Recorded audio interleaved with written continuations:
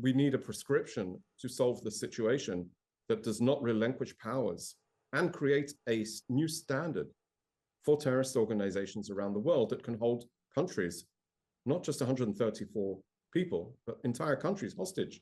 Because what will happen the day after we stop and leave Hamas in control in Gaza? What will happen? They've promised what will happen. They will repeat the October 7th massacre again and again and again. And that's something Israel just cannot permit. There have been some airstrikes. There were airstrikes yesterday, of course. We believe that they were to do with rescuing the hostages. But let's find out now what the IDF have to say. Yeah, we've got Lt Col Peter Lerner from the IDF joining us now. A very good morning to you, Lieutenant Colonel. Can you tell us, first of all, what is the status of IDF actions in and around Rafah? Good morning, Dermot. Yes, the IDF continues its operations against Hamas. We're conducting those operations against specific locations throughout the Gaza Strip. We've not expanded our ground operations in Rafah as to date, but we are indeed creating the operational plan to conduct those operations in order to continue our pursuit against Hamas, the terrorist organization that had launched the most brutal attack against Israel. The operation is, and the plans to operate, of course, go in line with our success of achieving at least one of the goals of dismantling and destroying Hamas as a governing authority, the terrorist entity of the Gaza Strip. And as we move forward, we will continue to pursue them. This is part of the war plan. Well, I mean, I don't know how much you can tell us about the operational plans, but, you know, there are those that are saying that there doesn't seem to be any particular readying of the IDF. What would be, I mean, in your terms, the last assault on the last bastion of Hamas, they're assaulted in amongst a million plus civilians. That would take a huge amount of power. And I mean, as I say, I know you're not going to be able to tell us everything in terms of the deployment of your forces, but it doesn't look like the IDF is readying itself for this assault.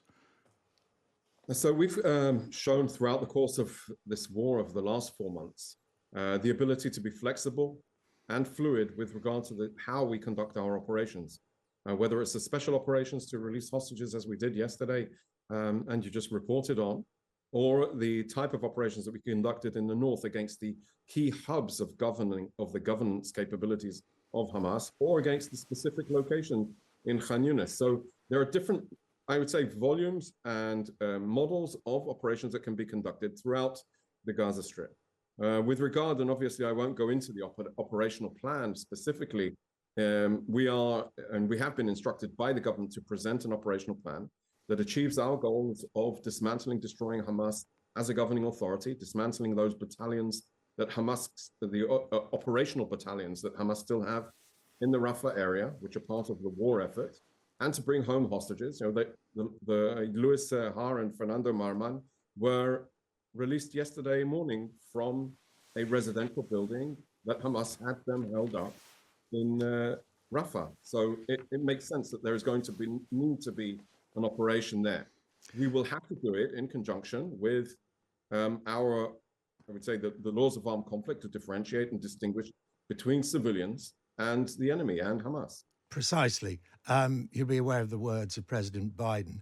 The offensive should not proceed without a credible plan for ensuring the safety of civilians. Such a plan doesn't seem to exist, does it? I mean, you've driven hundreds of thousands of civilians, Gazan civilians, further and further south, and now huddled up against the border with Egypt with no way of traveling further south. Where do they go?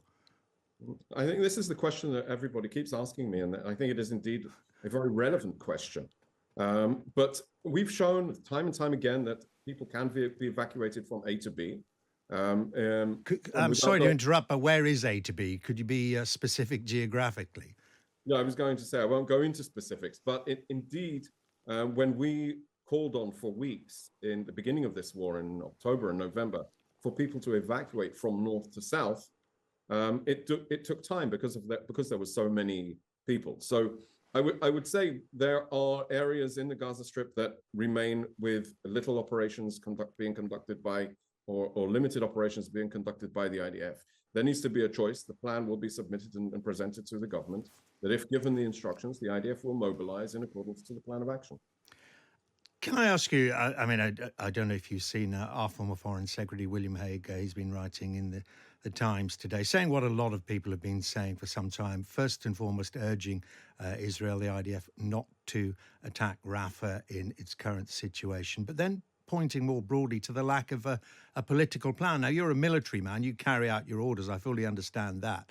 But is the army not ultimately going to be frustrated in that if you're attacking insurgents amongst the civilian population, as history tells us, all you do ultimately is create more insurgents? They see what has happened to their elders and they grow up thinking we oppose Israel.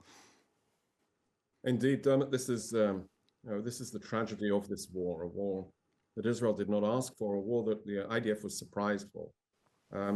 The suggestions, I think it's always going to be a question of alternatives. The alternative of raising a white flag of surrender and sacrificing the 134 hostages still being held through inaction is not an alternative.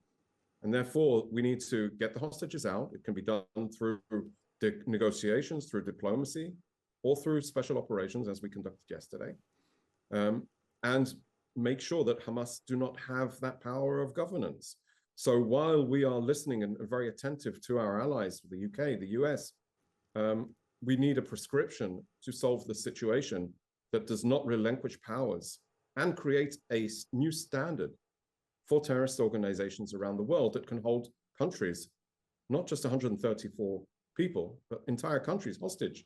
Because what will happen the day after we stop and leave Hamas in control in Gaza? What will happen? They've promised what will happen. They will repeat the October 7th massacre again and again and again. And that's something Israel just cannot permit. Okay. Lieutenant Colonel, very good talking to you. Thank you very much indeed. Peter Lerner there, the IDF spokesperson.